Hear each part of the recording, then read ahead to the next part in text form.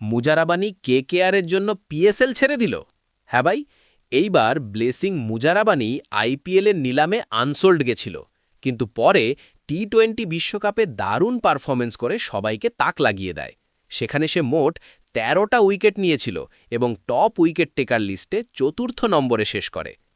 এই পারফরমেন্স দেখেই Kolkata night Riders KKR তাকে দলে নিয়ে নেয়, যদিও এর আগে তাকে পাকিস্তান সুপার লিগ পিএসএলেও সাইন করা হয়েছিল। কিন্তু এখন সে পিএসএল থেকে নিজের নাম তুলে নিয়েছে এবং কেকেআরের হয়ে খেলতে চলেছে। তোদের হয়তো মনে আছে, গত বছর করভিন ওয়াশও একই কাজ করেছিল, আর তখন তাকে পিএসএল থেকে ১ বছরের জন্য ব্যান খেতেও হয়েছিল। তাই মুজারাবানির ক্ষেত্রেও এমন কিছু হতে পারে বলে শোনা যাচ্ছে, কারণ রিপোর্টে বলা হচ্ছে পিসিবি নাকি পিএসএল কন্ট্রাক্ট ছেড়ে দেওয়ার জন্য তার বিরুদ্ধে লিগ্যাল অ্যাকশন নিতে পারে। এর মধ্যে আবার হর্ষিত রানাকে নিয়ে একটা খারাপ খবরও এসছে। চোটের জন্য নাকি সে ২০২৬ সালের আইপিএল থেকে ছিটকে গেছে।